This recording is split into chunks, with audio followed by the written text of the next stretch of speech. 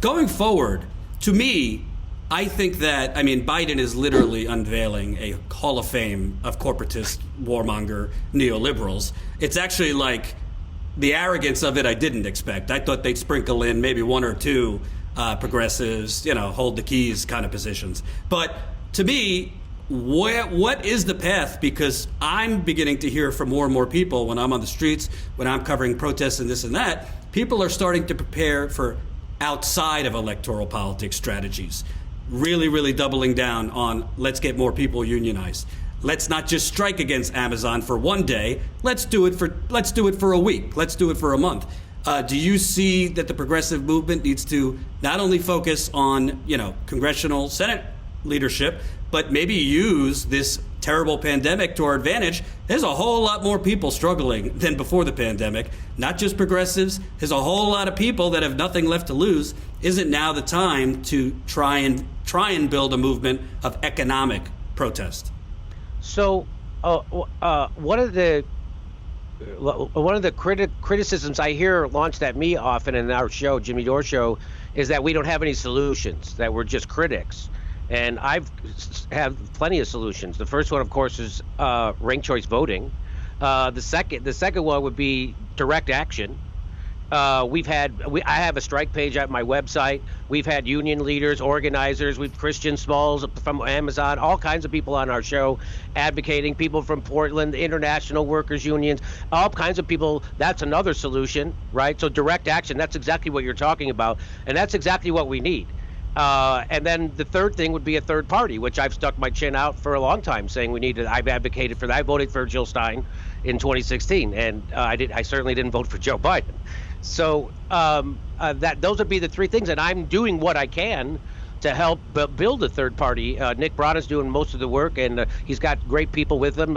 Cornel West is helping, and Nina Turner, and there's lots of people involved. Mike Gravel, and there's all kinds of people. So I'm going to leave out people, so I'll stop naming them.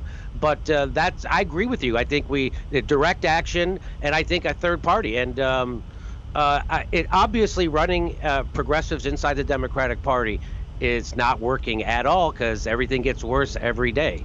Can anyone point to a victory? Yeah, well, they've been winning piecemeal. Every cycle, we're winning seats, but that's not changing the balance of power. Yeah. No, that's what I'm saying. What have they gotten out of that? What do we get? So now instead of Joe Crowley voting for Nancy Pelosi to over everybody, we have AOC voting for Nancy Pelosi to over everybody. She promised, Jordan, let me just say, she promised. I had Glenn Greenwald on my show last week, and he said that, he thought AOC was going to be different. And he met with her, and she said that she was telling the truth about Israel, and she promised not to vote for Nancy Pelosi and Steny Hoyer. And then the first thing she did was flip-flop, fill her office with people who were friendly to the Democratic Party and vote for Nancy Pelosi and Steny Hoyer. And then he said, I knew that was over. And I said, yeah, I should have known it then too, but yeah, I think that was when it happened for me. So I agree with you. We got to have direct action. I don't know how much longer you can deny people health care. I just don't get how people put up with that. I just don't get how people put up with that. With mutating viruses that might have a part 2, part 3.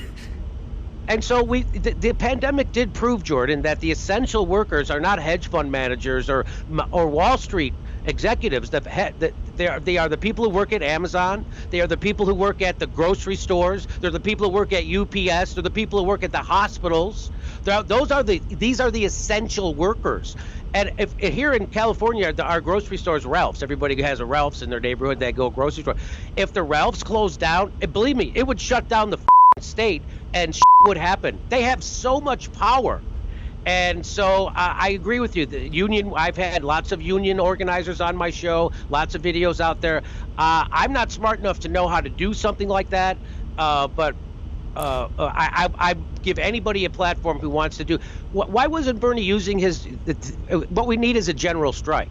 Right. Right now, there's 200 million people striking in India. Did you know that? Yep. On November 27th, 200 million people went on strike in India.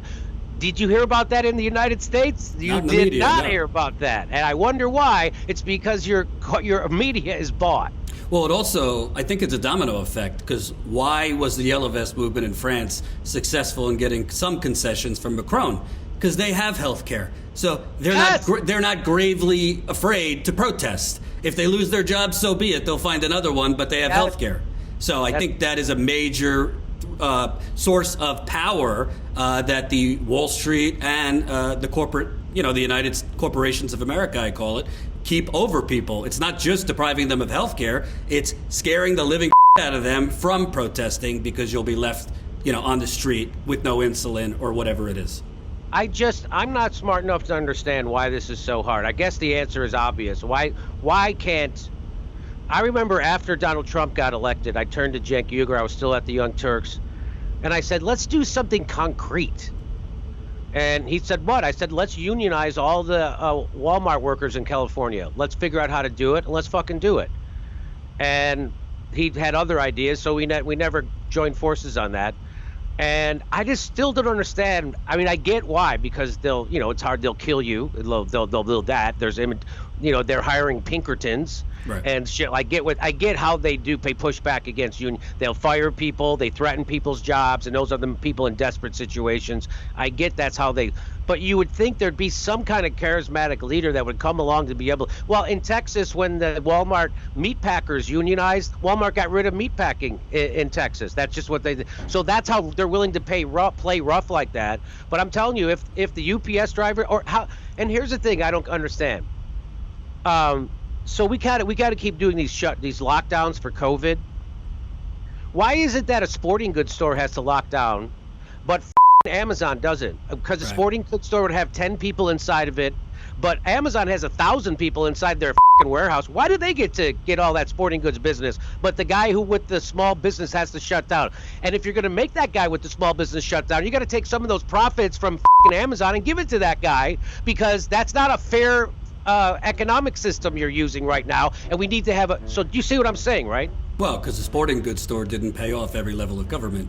That's right. And Bezos did. Hope you enjoyed that last video. Hop on over to statuscoup.com, where you can sign up for our email list and become a member for as low as $5 to $10 a month.